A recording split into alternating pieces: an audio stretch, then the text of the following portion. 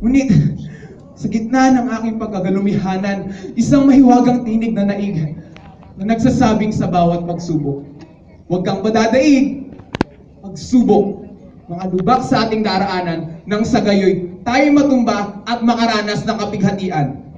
Subalit dala nga ba nito yung makapalumbabang kalungkutan? O isang inspirasyon upang tayo ay mas ganahan pang lumaban? Oo, maraming husga, tatawa. Pero ano ba pakialam nila? Hahayaan mo ba na sila ang magdikta ng buhay mo? O patuloy kayong lalaban kahit na ang lahat ay hindi pabor sa'yo? Sabi nila, kahibangan daw hindi pagsuko. May toyo daw sa ulo yung mga tao na sa tagumpay talagang desperado. Na kahit anong hirap na ang kanilang pinagdadaanan, kita mo pa rin sa kanilang mga mata ang determinasyon para lumaban. Ito ang katangian ng isang mandirigmang walang inaayawan sa laban. Hindi para siya'y tingalain o kaya naman pagpasikat sa iba, kundi para papurihan ang Diyos na kanyang tinitingala.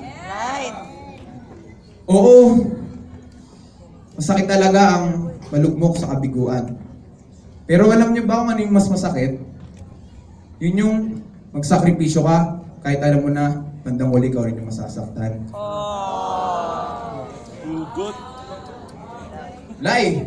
Pero, kahit pa gaano kalala yung sugat na meron ka, kailangan mong tumayo dahil mas kahiyahiya ka kung di ka tatayo pagtapos mong matumba.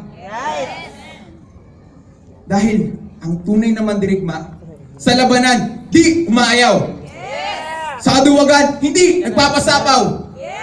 Sapagkat sa mundong ito na punong-puno ng kapighatian, tanging Diyos ang sasalba sa iyo at magbibigay ng kalakasan.